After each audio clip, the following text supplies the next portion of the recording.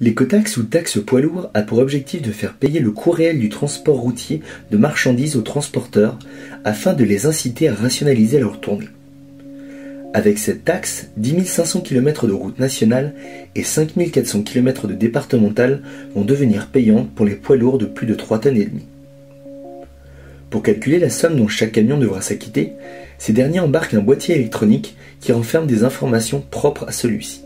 Son immatriculation, le poids total autorisé en charge, la classe d'émission polluante euro à laquelle il appartient, et enfin le nombre d'essieux de la remorque, le seul paramètre que le chauffeur routier puisse modifier.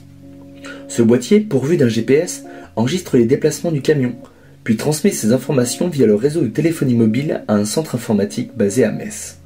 C'est à partir de ces informations que le montant de la taxe est calculé. Mais comment s'assurer que les camions sont bien pourvus de boîtiers ou qu'il n'y a pas eu fraude dans les informations qu'ils renferment? Grâce à des dispositifs de contrôle tels que les portiques.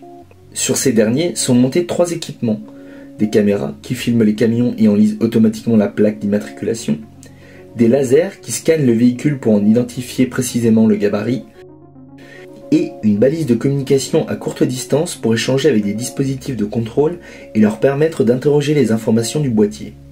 Ces balises, dites DSRC, sont semblables à celles utilisées pour le télépéage sur les autoroutes. Si un camion passe sous le portique sans être pourvu de boîtier ou si les informations de ce dernier ne correspondent pas à son gabarit ou à son immatriculation, l'infraction est aussitôt constatée. Ce contrôle peut également s'effectuer grâce à des bornes qui, comme les portiques, sont pourvues de caméras, de lasers et de balises DSRC. Contrairement aux portiques, ces bornes ne surveillent qu'une seule voie, mais elles ont l'avantage de pouvoir être régulièrement déplacées à l'aide d'un camion grue. Enfin, des contrôles ponctuels peuvent également être pratiqués par des agents des douanes ou la gendarmerie, équipés d'une balise DSRC pour interroger le contenu du boîtier.